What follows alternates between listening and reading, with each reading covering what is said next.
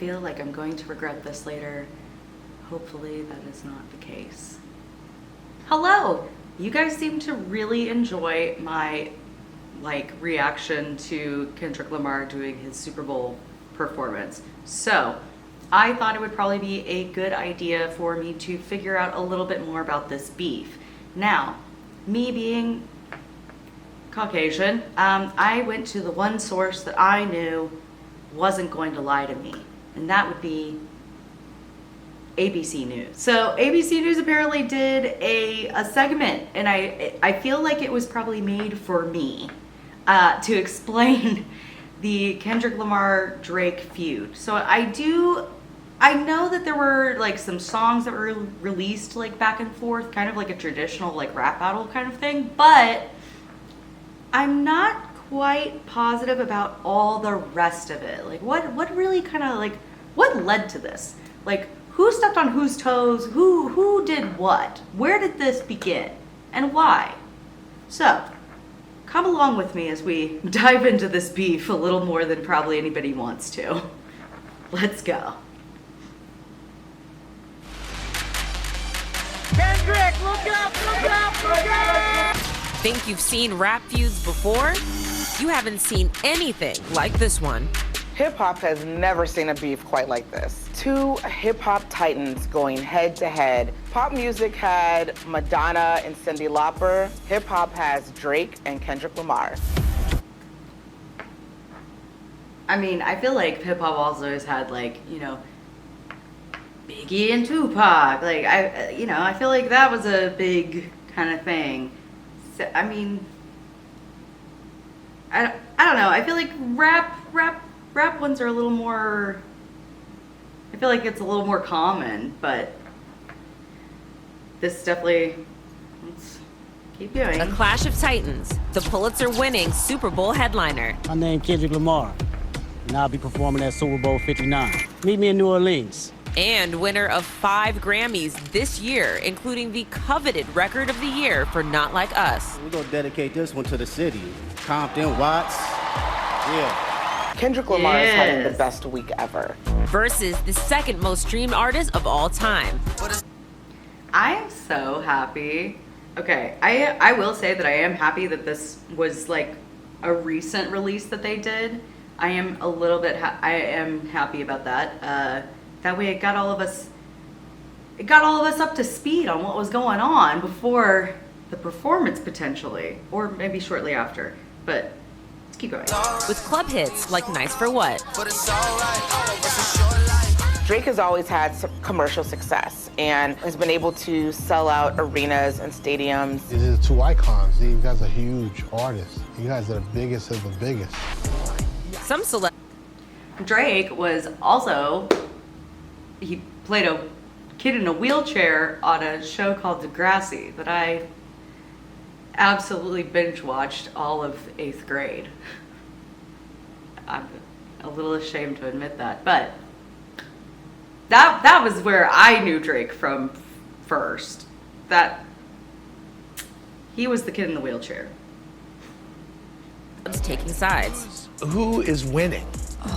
Kendrick. I think Drake. You think Drake and you think Kendrick? It's easy to make up lyrics. Like no, Drake. 100. Wow. I think in some ways it's pretty difficult to track the origin of where things went left between Kendrick and Drake. But what seems to be like the common denominator is that they both wanted the throne and something happened. This past summer's rap battle. Okay, wow. What a wonderful analysis, ABC. Thank you. They both wanted to be on top. And then, well, something happened. Like I couldn't have seen that. Okay. Between Drake and Kendrick Lamar, and now it's at the center of a legal dispute. At the heart of that bombshell lawsuit that has everyone talking, Kendrick Lamar's record-breaking smash single, Not Like Us. Say Drake, I hear you like I'm young. You better not ever go to Cell Block 1. To any that talk to him and they in love, just make sure you hide your little sister from him. Now, I said it in my previous video, and I'll say it again. I would have paid money to see Drake's face. I would have paid so much money to see Drake's face seeing that happen.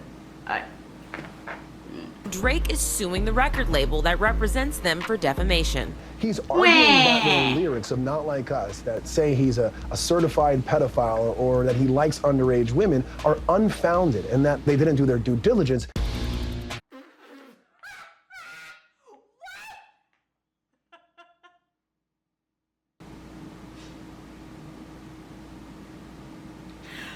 They are unfounded. They didn't do their due diligence.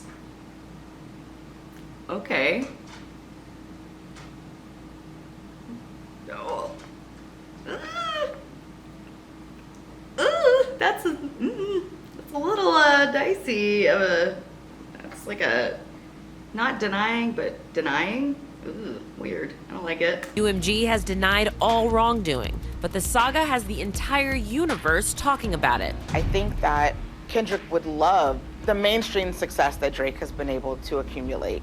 And I think on the other side, Drake would love to get the validation and the street validation that Kendrick has. Long before they were bashing each other. Interesting. That's an interesting take. What do you guys think? I don't know.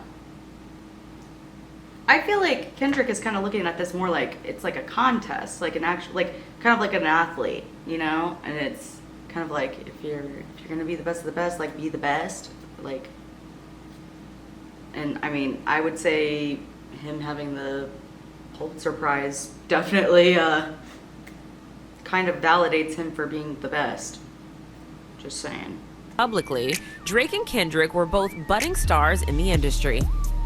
Kendrick and Drake both came to prominence around the same time, and they worked together on a couple of tracks. But the one-time collaborators would soon turn. Oh, they worked together at some point. Oh, did not know that. Interesting. Into foes after Kendrick name-dropped every major rapper on Big Sean's Control in 2013. Oh, wow. Oh, so this has been like a thing for like a second. A lot of his peers and the contemporaries Got it. appreciated the competitive nature because hip-hop is a competitive sport. But for Drake, who had just brought him on tour with him, had given him, shared his platform with him, he was a little taken back. Drake tried to play it down in a Crown interview with Elliott Wilson for Watch Loud. That verse had no malice behind it because I saw him 5 days later at the VMAs and it was all love. After a decade of exchanging subtle barbs, in 2023, their feud reached new heights when the diss tracks began. When Drake drops First Person Shooter with J. Cole, they claim that the two of them, plus Kendrick, are the top 3 rappers in the game. Huh. So they argued that them 3 were they were the best. Okay. Interesting. So that's how J. Cole played into this. Got it. Okay. All right. That's connecting some dots a little bit. Okay. Is it K-Dot, is it Aubrey or me? We the big 3 like we started a league, but right now I feel like Muhammad Ali. That seemed to set Kendrick off. He wanted to make it known that there's only one king, and like that with Future and Metro Boomin. Yeah, exactly.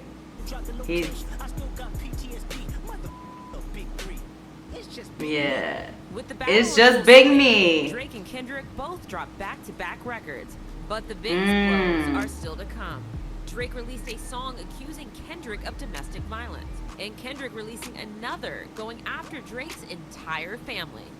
It was Literally. Lyrically, because within those 4 verses, he's addressing not only Drake's son Adonis, Drake's father Dennis, Drake's mother Sandra, he's also addressing this alleged daughter, which was a bombshell to everybody in hip-hop. He nuked them. He nuked them at that point. Not even 24 hours later, That's Kendrick insane. He literally talked about every single one of his family members. That is hilarious. Oh my god. Oh my god. He's coming after your mama, your daddy, your mama's daddy, your daddy's mama. Everybody. He's coming after all of y'all. Oh my god. Okay. Wow. Note to self. Don't mess with Kendrick, okay? Yeah. Drops what goes on to be the anthem of the summer and at the heart of Drake's subsequent lawsuit. Not Like Us. Sometimes you gotta pop out and show. Certified boogeyman, I'm the one that up to score with him. Certified lover boy, Certified. Drake's immediate response was another diss track, The Heart Part 6. First I was arrested, so where's the proof of the trial then? Where's the paperwork of the cabinet is filed in? So he's pretty much saying, you're making all of these claims. Show me the facts. Show me the paperwork. But the real...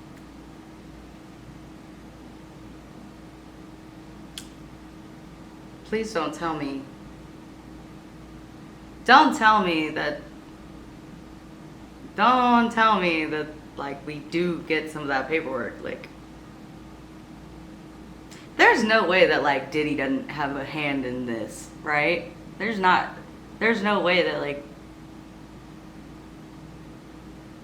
maybe. I feel it. Maybe?